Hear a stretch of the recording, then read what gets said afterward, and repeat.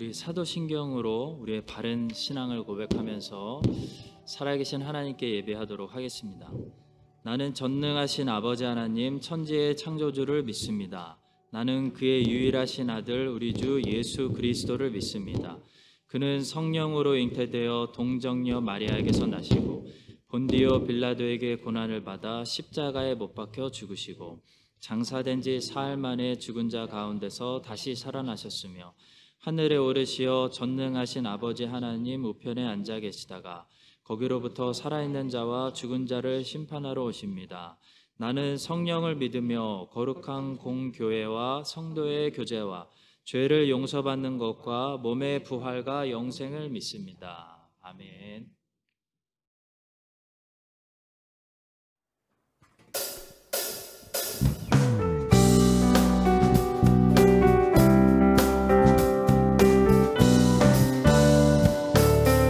슬픈 마음 있는 사람, 슬픈 마음 있는 사람, 예수 이름 믿으며 영원토록 변함없는 기쁜 마음. 다시 한번 슬픈 마음 있는 사람, 슬픈 마음 있는 사람, 예수 이름 믿으며 영원토록 변함없는 기쁜 마음 얻은 예수의 이름은, 예수의 이름은 세상의 소망이요, 예수의 이름은 천국의 기쁨 일세. 존귀하신 죄를 존귀하신 주의 이름 우리 기쁜대로다. 주의 품에 안길 때에 기뻐 찬송드리. 아멘. 예수의 이름은, 예수의 이름은 세상의 소망이요, 예수의 이름은 천국의 기쁨. 우리 목소리 높여서 우리 갈 길 나간 후에, 우리 갈 길 나간 후에 보좌 앞에 나가 왕의 왕께 경배하며 멸류관을. 한 번 더 우리 갈 길 나간 후에, 우리 갈 길 나간 후 보좌 앞에 나가 왕의 왕께 경배하며 멸류관을 든 예수의 이름은, 예수의 이름은 세상의 소망이요, 예수의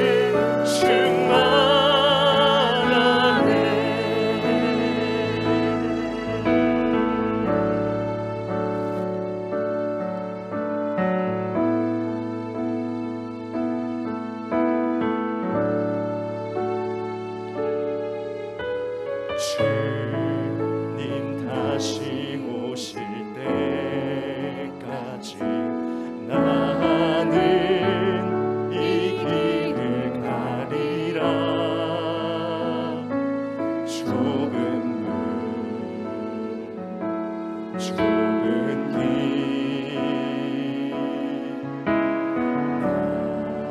나의 십자가 지고 나의 가는 이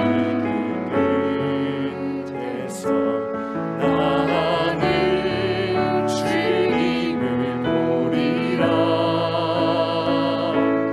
영광의 내 주님 나를 맞아주시리. 주님 다시 오실 때까지 나는 일어나 달려가리라. 주의 영광 온 땅 덮을 때 나는 일어나 노래하리.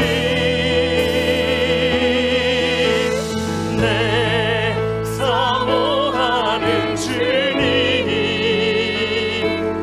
온 세상 구주시라. 내 사모하는 주님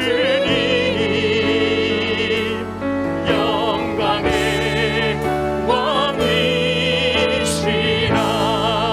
왕이시라. 다시 한번 우리 고백으로 나아갑니다. 주님 다시 오실 때까지. 주님 다시 오실 때까지 나는 이 길을 가리라. 좁은 길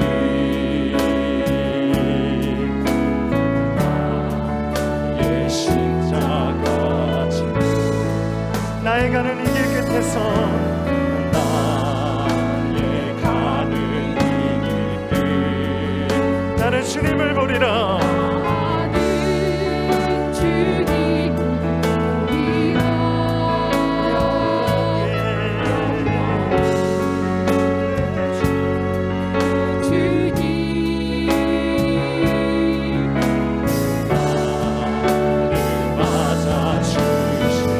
주님 다시 오실 때까지.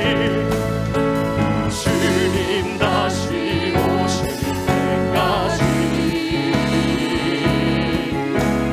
나는 일어나 달려가리라. 주의 영광 온 땅 덮을 때 나는 일어나 노래하리. 내 사모하는 주님 온 세상 구주시라. 내 사모하는 주님 영광의 왕이시라. 내 사모하는 주님 내 사모하는 주님 온 세상 구주시라. 사모하는 주님 영광의 왕이 영광의 왕이시라. 영광의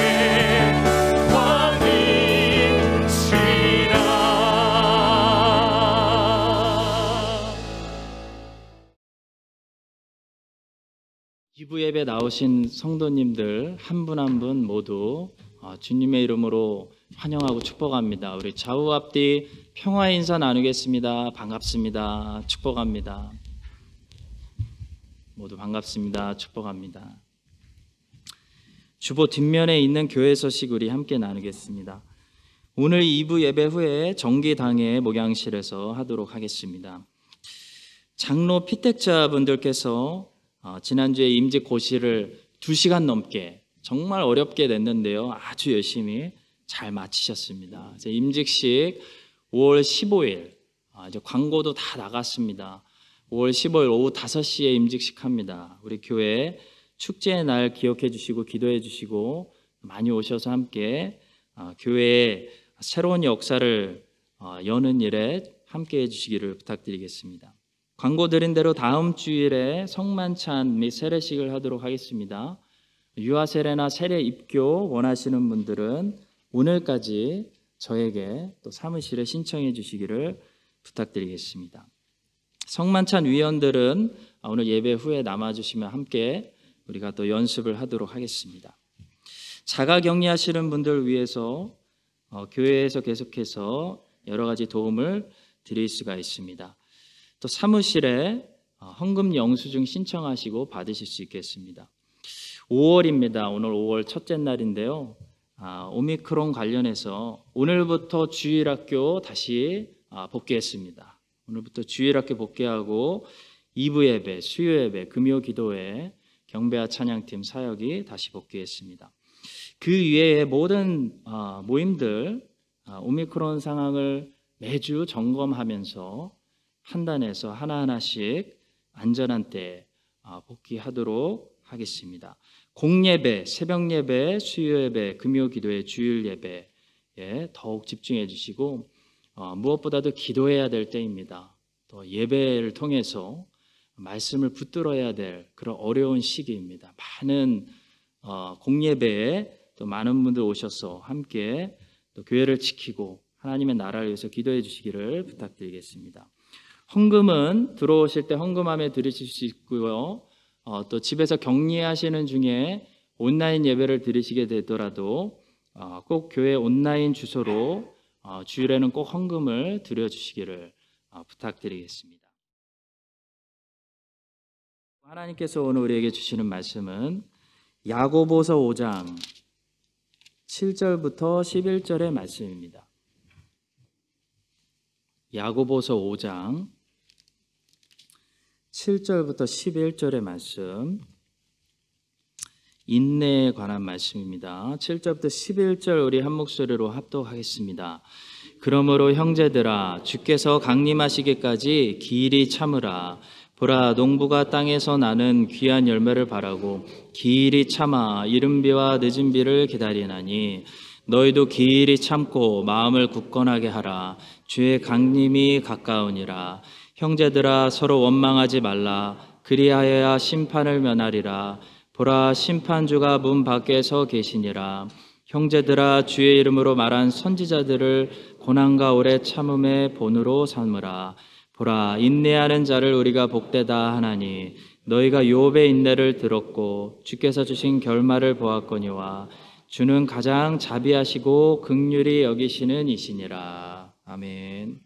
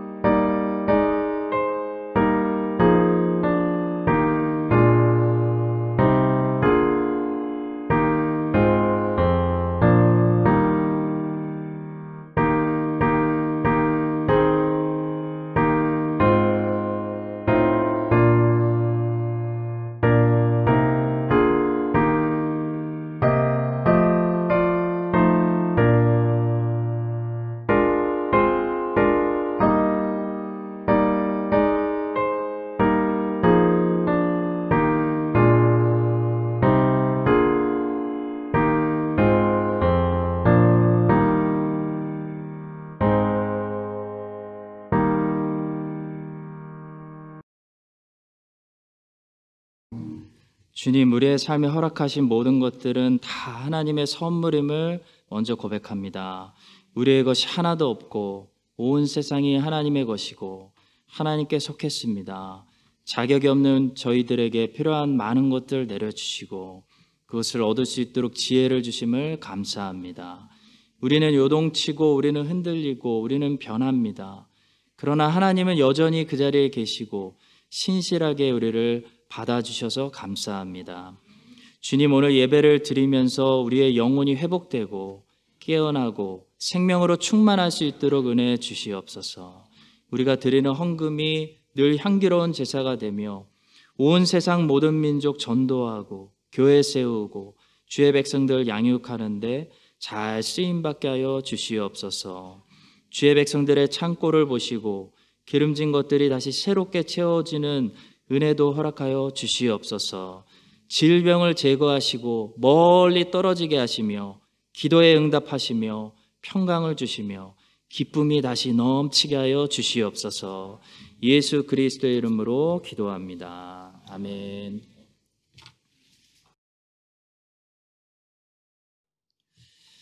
네, 오늘은 야고보서를 가지고 견딤과 쓰임이라는 제목으로 말씀을 전하겠습니다. 견딤이 먼저 없으면 쓰임받을 수 없습니다. 쓰임받으려면 먼저 견딤을 통과해야 됩니다. 하나님께 쓰임받은 사람들은 모두 견딤이라는 시간이 있었습니다. 그들은 구덩이에서 견뎠습니다. 감옥에서 견뎠습니다. 광야에서 견뎠습니다. 굴 속에서 견뎠습니다. 견딘 다음에 하나님께 쓰임받을 수 있었습니다. 견딤의 크기가 얼마나 쓰임받을 수 있는지의 쓰임의 크기를 결정합니다. 모세는 40년 광야에서 외롭게 훈련받았기 때문에 또 40년 광야에서 이스라엘 백성들을 인도할 수 있었습니다. 요셉의 곡식 창고가 7년 흉년을 버틸 수 있었던 것은 요셉의 곡식 창고가 7년 풍년 동안에 채워졌기 때문입니다. 2년만 채웠다면 2년만 견딜 수 있는 것입니다. 5년을 채웠다면 5년을 견딜 수 있는 것입니다. 견딤이라는 것은 고통스럽습니다. 아픕니다. 그러나 하나님의 백성들에게 해로운 것이 아닙니다. 견딤은 아프지만 나쁜 것이 아닙니다. 좋은 것입니다. 신앙생활이라는 것은 훈련이고 신앙생활을 잘한다는 것은 주님이 주시는 연단을 잘 견딘다는 것을 말합니다. 그런데 도대체 무엇을 견뎌야 되느냐라는 거죠. 우리의 견딤의 대상이 무엇이냐라는 것입니다. 오늘 우리가 읽은 야고보서의 본문 말씀은 인내에 대해서 권면하는 말씀입니다. 인내에 대해서 권면하면서 야고보는 3명의 인내를 우리에게 보여주고 있는데요. 첫 번째는 농부의 인내이고, 두 번째는 구약의 선지자들의 인내이고, 세 번째는 욥의 인내입니다. 우리는 여기서 오늘 특별히 욥의 인내를 묵상하려고 합니다. 아니, 욥이 도대체 견뎌야 했던 견딤의 대상이 무엇이었을까? 욥은 무엇을 견뎠을까? 3가지만 묵상하면서 오늘 우리도 이런 것들을 견뎌야 되는구나. 이것이 우리의 견딤의 대상이구나 라는 것을 깨달을 수 있기를 바랍니다. 첫 번째로 욥이 견뎌야 했던 것은 인내의 대상은 상실이었습니다. 그러니까 여러분과 저도 이 땅에서 견뎌야 하는 것은 견딤의 대상이 상실이라는 거죠. 상실은 무언가를 잃어버리는 것을 말합니다. 욥은 많은 것을 잃어버렸습니다. 욥은 많이 가졌었는데 많은 것을 잃어버렸습니다. 인생은 잃어버리는 것입니다. 재산을 잃어버렸고 자녀들을 잃어버렸고 존귀를 잃어버렸고 건강을 잃어버렸습니다. 욥 정도는 아니지만 우리도 이 땅에서 소중히 여기는 것들, 인생에서 얻은 것들을 다시 잃어버리는 상실을 경험하게 됩니다. 그것이 인생이죠.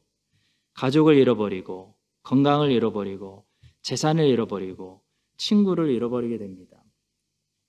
물론 우리가 잘못해서 우리의 실수로 잃어버리는 경우가 많지만 하나님께서는 그 상실을 통해서 하나님의 자녀들에게 그것이 훈련이 되게 하신다는 겁니다. 연단이 되게 하신다는 사실이 중요합니다. 상실을 통해서 도대체 우리 안에 어디를 훈련하실까요? 무엇을 훈련하실까요? 바로 이 땅의 것들을 집착하는 데서 자꾸 벗어나서 영원한 것들을 사모하게 되는, 영원한 나라를 바라보게 하는 연단을 하신다는 겁니다. 훈련이라는 것은 잘 안 되기 때문에 받는 것이 훈련입니다. 잘 안 되는 부분을 받는 것이 훈련이지 잘 되는 부분을 훈련받지는 않습니다. 우리에게 늘 잘 안 되는 부분이 있다는 거죠. 어디일까요? 우리가 이것을 잘 못하기 때문에 평생 훈련이 필요한 부분이 있다면 바로 이 땅의 것을 집착하는 마음을 버리고 영생의 나라를 사모하는, 더 사모하는 마음을 가지는 것입니다.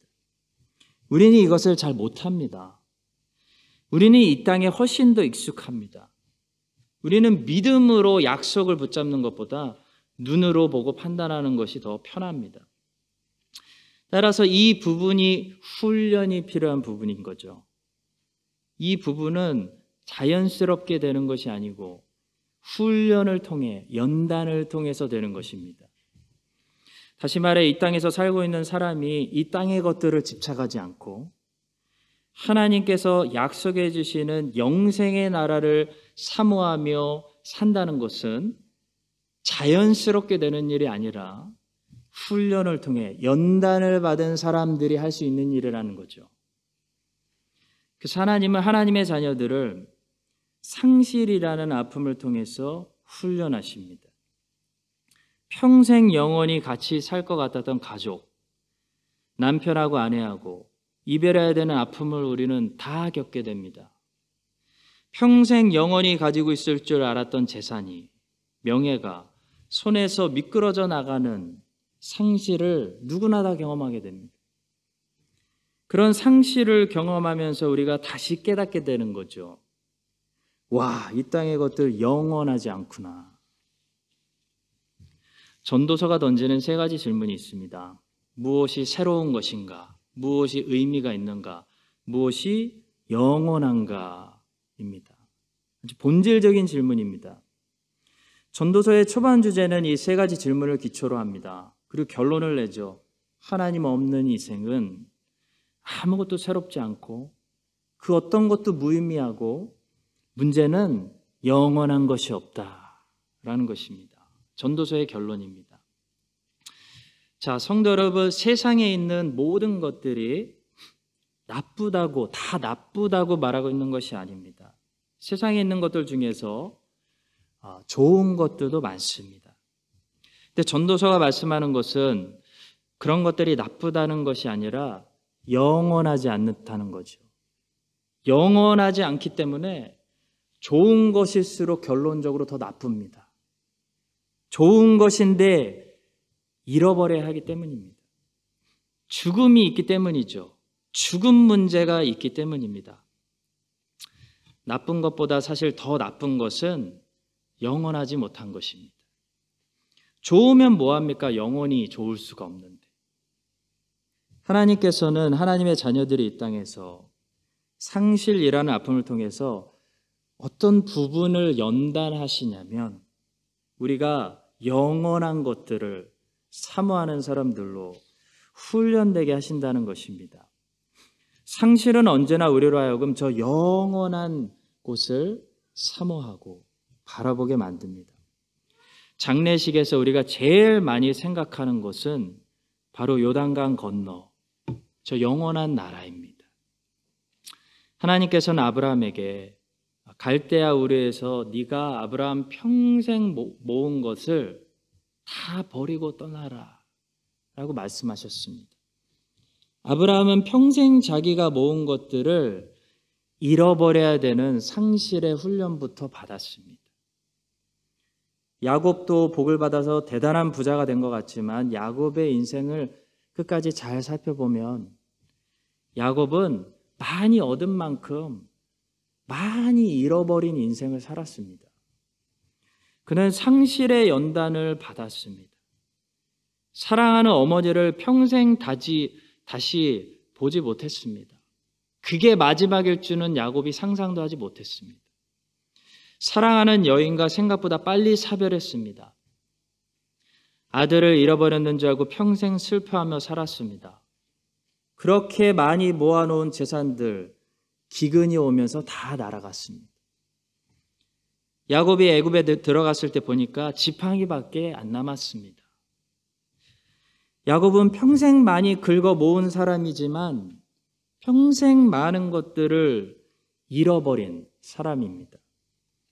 그러면서 야곱이 배운 게 뭐죠? 본향을 사모하는 마음을 배웠습니다.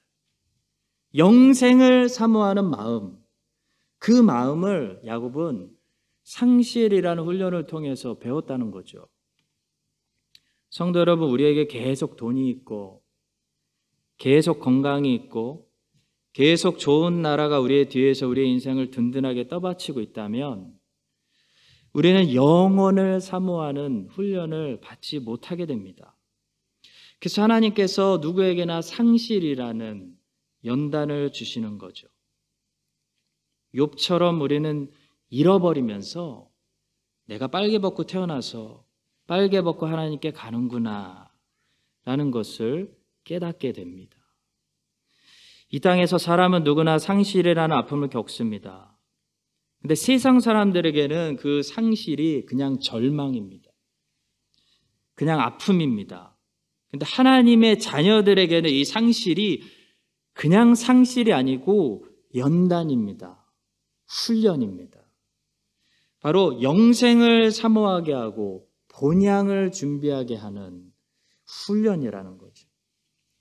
이 사실을 기억하고 어차피 우리들은 이 땅에서 다 두고 다 잃어버리고 떠나야 할 사람들입니다.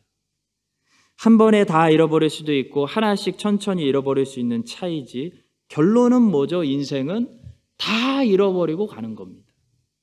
이 사실을 기억하고 상실을 경험하게 될 때마다 잘 인내하면서 잘 견디면서 세상 사람들처럼 절망에 빠지는 것이 아니라 오히려 연단을 받으면서 연습을 하면서 야곱처럼 더욱더 본향을 사모하게 되고 영생을 바라보게 되고 천국의 소망을 우리 안에 채우게 되며 그 영원한 나라를 더 준비하게 되는 여러분과 제가 되기를 주님의 이름으로 간절히 축복합니다.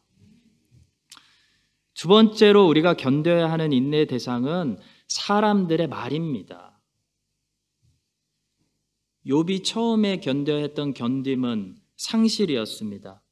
다 잃어버렸습니다.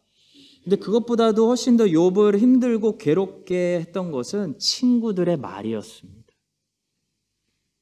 성도 여러분, 이 땅에서 우리가 받는 고난과 고통, 많은 경우 사람들의 말에서 옵니다. 사람들의 말을 통해서 우리에게 시험과 어려움이 오기 때문에 사람들의 비난과 말을 견디지 못하는 사람은 인생을 건강하게 끝까지 완주할 수가 없습니다. 같이 망가지게 된다는 거죠. 누구든지 예외가 없습니다. 공인이 아니더라도 인생을 사는 사람이라면 말의 공격을 받게 됩니다. 잘못된 억울한 평가를 받게 되고 비난을 받게 되고 공격을 받게 된다는 거죠. 따라서 말을 견딜 줄 알고 비난과 공격을 인내할 줄 아는 사람이 인생을 건강하게 마무리할 수 있습니다. 요셉은 말 때문에 감옥에 갔습니다. 말이 요셉에게 억울함을 주었습니다. 보디발의 아내가 잘못된 말로 요셉을 완전히 범죄자로 만들었기 때문에 요셉은 말 때문에 감옥에 갇혔습니다.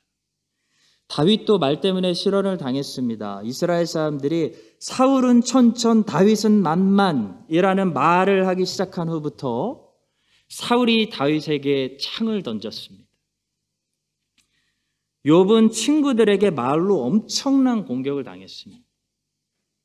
욥기에 적혀 있는 그 중간에 있는 그 많은 내용은 다 친구들이 말로 욥을 오해하고 욥을 정죄하고 욥을 비난하고 공격하는 내용입니다.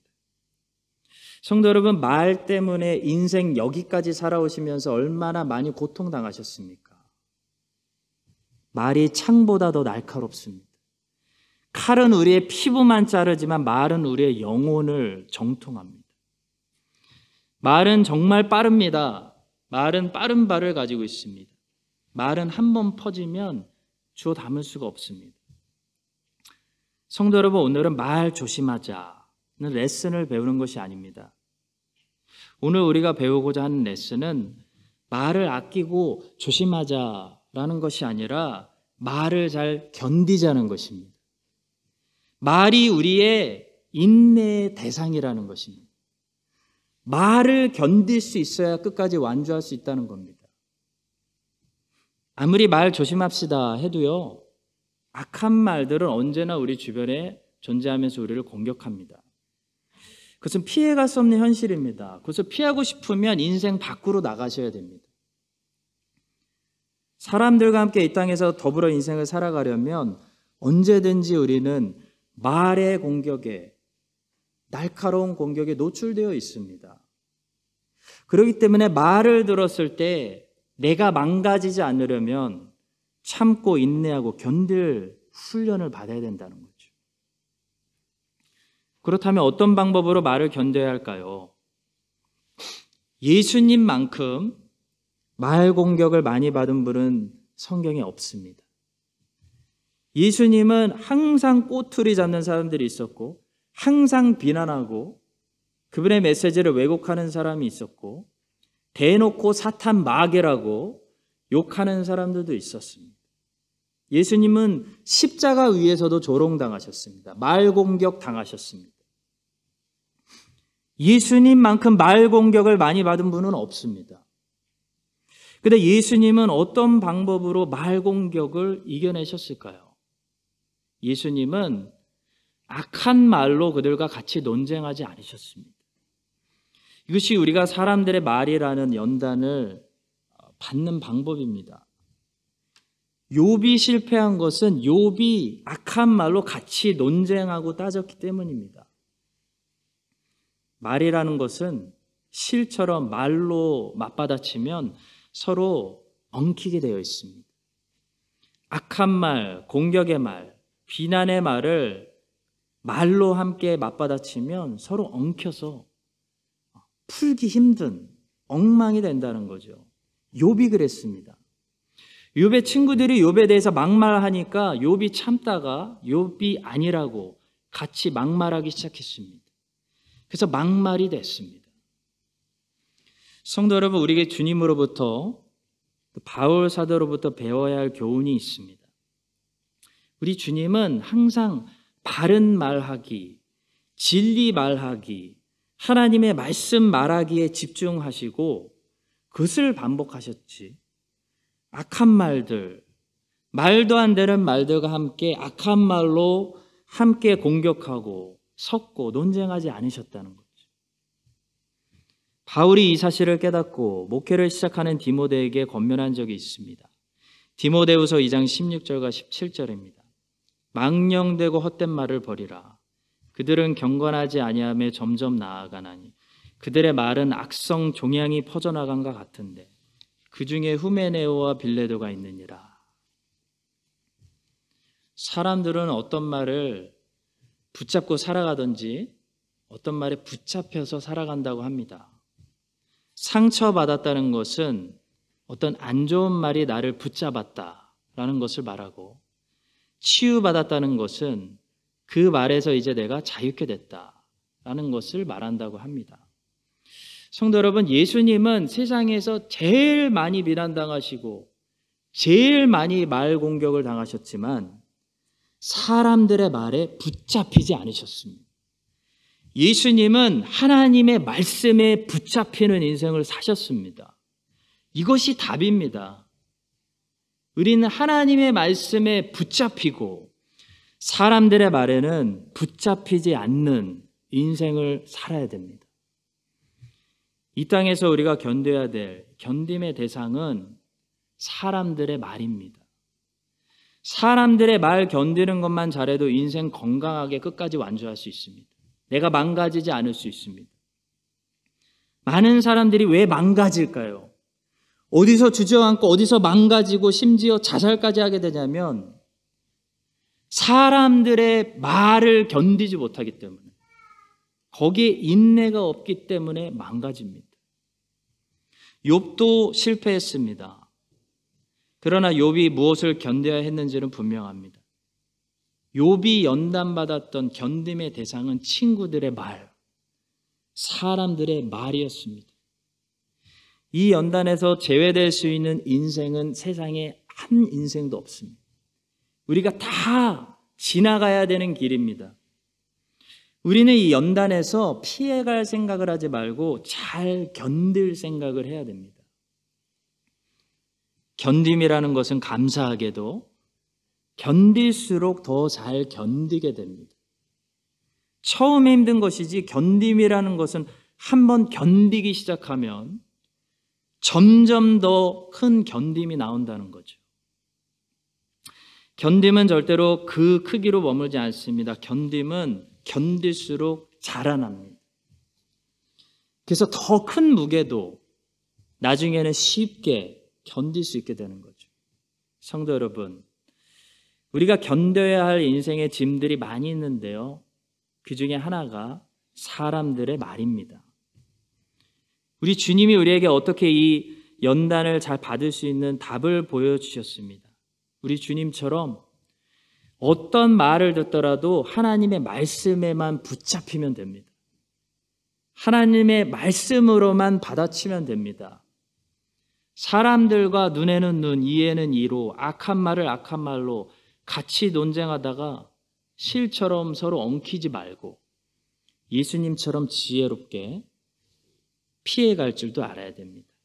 여러분과 제가 앞으로도 인생 살면서 누가 별소리를 하든지 거기서 무너지지 말고, 그 소리 때문에 붙잡혀서 망가지지 말고 끝까지 잘 견뎌서 우리 주님 걸어가신 길을 끝까지 완주할 수 있게 되기를 주님의 이름으로 간절히 축복합니다. 마지막 세 번째로 우리가 견뎌야 되는 인내의 대상은 하나님의 침묵입니다.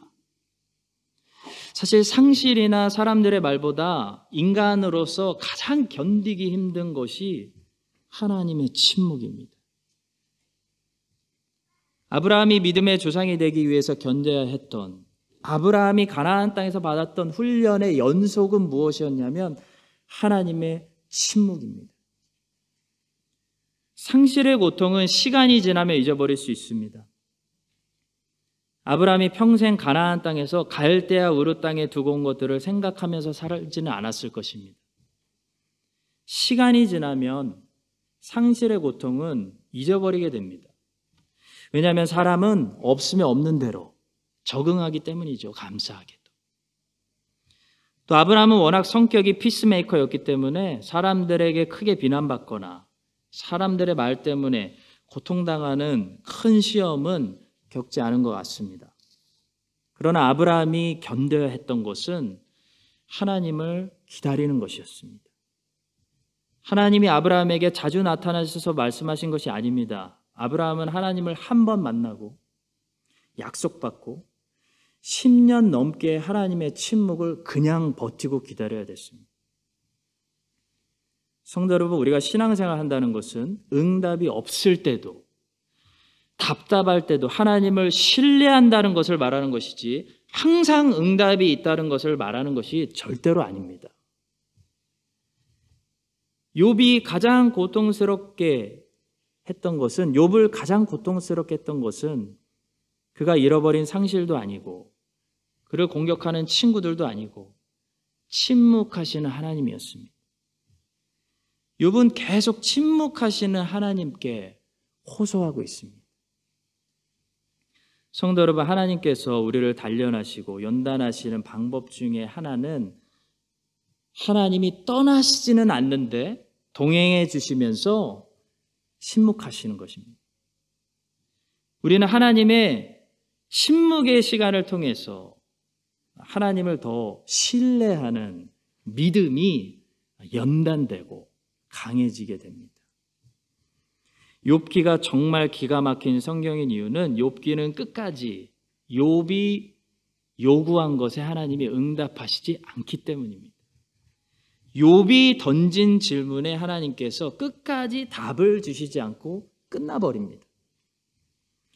욥은 자기가 던진 질문에 답을 끝까지 받지 못했습니다. 그런데 욥은 괜찮아졌습니다. 왜냐하면 하나님이 욥을 만나 주셨기 때문입니다.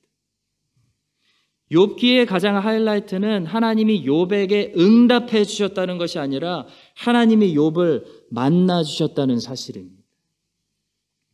비록 욥이 원하는 답은 얻지 못했지만 욥이 하나님을 만났기 때문에 괜찮아졌다는 거죠. 이것이 믿음입니다.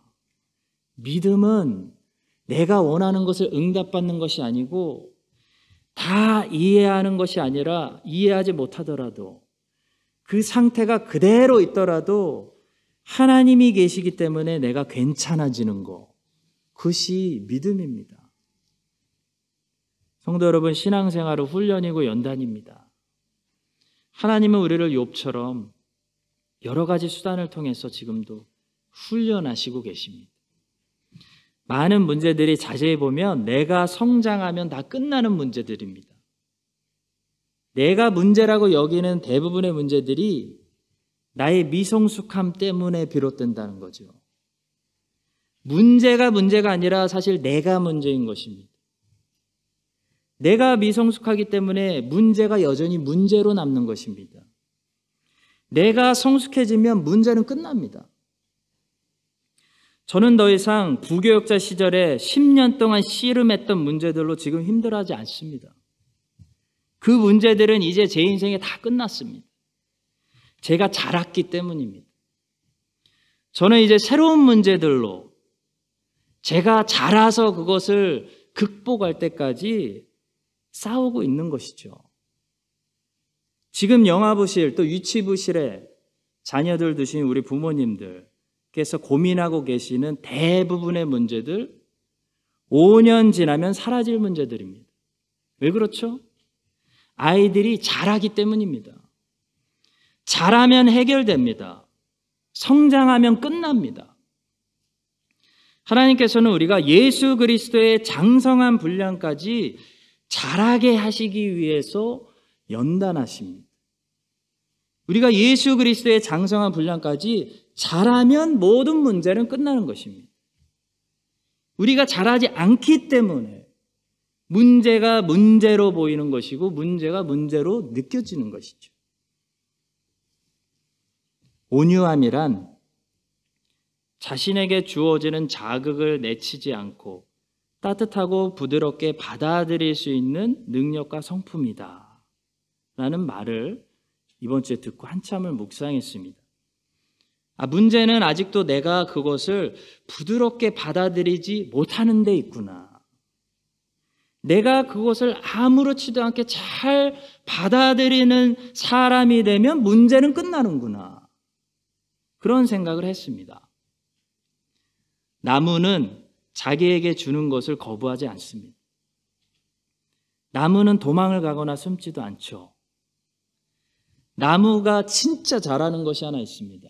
사람보다 잘하는 것. 받아들이는 것입니다. 수용하는 것입니다. 나무는 도망가거나 숨지 못하기 때문에 그냥 받아들입니다. 비가 오면 우리는 우산으로 비를 막지만 나무는 그냥 받아들입니다.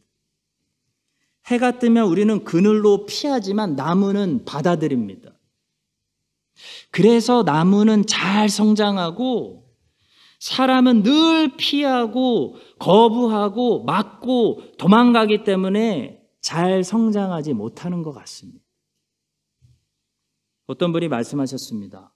우주는 잘 받아들이는 존재에게 성장이라는 선물을 준다. 사랑하는 성도 여러분, 피하고 거부하고 막고 도망 다니면 성장하지 못합니다. 더 큰 문제는 문제가 끝나지를 않습니다. 근데 나무처럼 받아들이면, 수용하면 그 과정이 아프지만 내가 자랍니다. 성장이 있습니다. 하나님은 우리가 하나님이 주시는 것들을 내치지 않고 무엇이든지 잘 부드럽게 받아들일 수 있는 그런 예수 그리스도의 성품, 온유함을 갖기를 원하십니다. 그래서 연단을 주시고 훈련을 주시는 거죠. 상실의 고통을 주시고 비난도 받게 하시고 욕도 먹게 하시고 오해받게 하시고 억울함 느끼게 하시고 침묵하시면서 우리를 떠나시지는 않지만 우리가 원하는 응답을 주시지 않고 문제를 풀어주시지 않고 그냥 묵묵히 곁에 함께 동행해 주시는 거죠. 하나님 무엇을 하시는 걸까요? 여러분과 저를 너무 사랑하셨어. 연단하시는 겁니다. 여러분과 제가 얼마나 연단받고 얼마나 잘 견딜 수 있느냐에 따라서 우리가 얼마나 잘 쓰임받을 수 있는가, 하나님이 우리 그릇에 무엇까지도 담을 수 있는가가 결정됩니다.